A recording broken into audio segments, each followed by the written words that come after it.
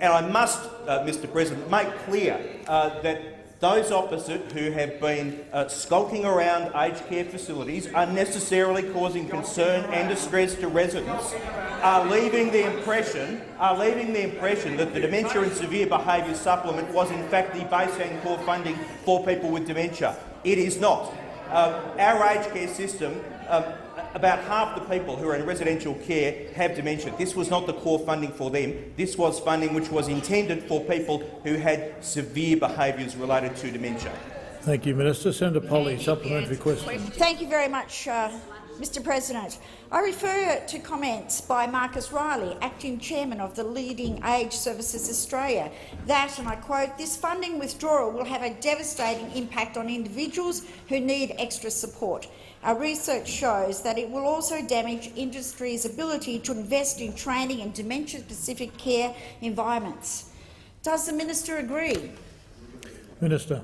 Mr President, the first thing that Senator Polley and Mr Shorten need to do is to actually understand what they're talking about. Mr Shorten, this morning, with Senator Polley, at a press conference said he called for the reinstatement of what he called the Dementia and Other Diseases Supplement. In fact, there was no such supplement. It was the Dementia and Severe Behaviour Supplement. So he doesn't even know what the supplement was intended to do in the first place. His other mistake was to refer to it as a $16 supplement paid to Pause people. The clock.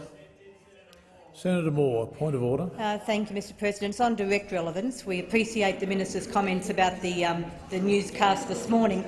This question was specifically about a quote from Mr Marcus Riley.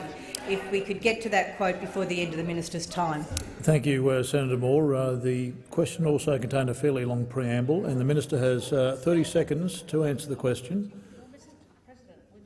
Is this a point of order, Senator Wong? Yes. On the point of order, there is no preamble.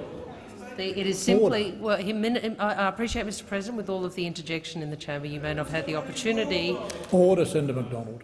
Senator Wong. You may not have had the opportunity to listen to the question. There is actually very little preamble. It's simply a reference to the comments and then a full quote. And the question is whether or not the minister agreed. That is the only point in the question. And Senator Wong, you were rising to your feet as I was continuing to explain that I heard the question, I've heard the answer part so far, and the minister has 30 seconds left to answer the question. Minister.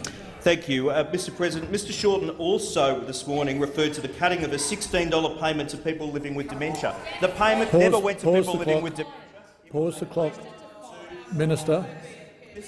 Minister. Point of order, Senator Moore. Mr President, again, it's on direct relevance. You actually drew the attention of the minister to the question, and then there has been no return to the specific question that we asked. There was 5 seconds. He was on his feet for 5 seconds. He has 23 seconds left. Senator Fife. Thank you, Mr President. The issue remains here, that of third-party comment. And let me refer to Dr Stephen Judd of Hammond Care, who said, and I quote, "Its cessation had to happen. There is still a place to have a supplement, but it has to be focused and targeted to that small group with severe behaviours." Senator Moore, point of order. Mr President, again direct relevance. We still have not got to the question asked by Senator Polley, the comment made by Mr Marcus Riley and the minister's opinion of that question. I draw the minister's attention to the question. The minister has 8 seconds to answer the question. Minister. Mr President, I thought it would be helpful to the chamber to have another third-party comment. Senator Polley, final supplementary question. Yes, it is. Thank you, Mr President. How long will aged care providers, dementia sufferers and their families have to wait until the minister announces his new policy? Minister. Thank you, Mr President. If there is to be a finger pointed at anyone over the failure of the Dementia and Severe Behaviour Supplement, it should be pointed at those opposite. Flawed design, budget blowout. Mr President, and let me quote Mr Ian Yates, Chief Executive of COTA. COTA Australia agrees with Stephen Judd that termination of the supplement was inevitable.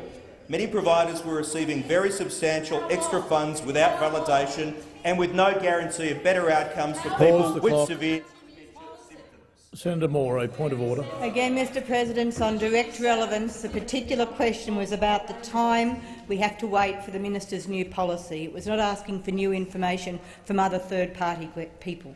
Thank you, Senator Moore. I draw the minister's attention to the question that was asked. Minister.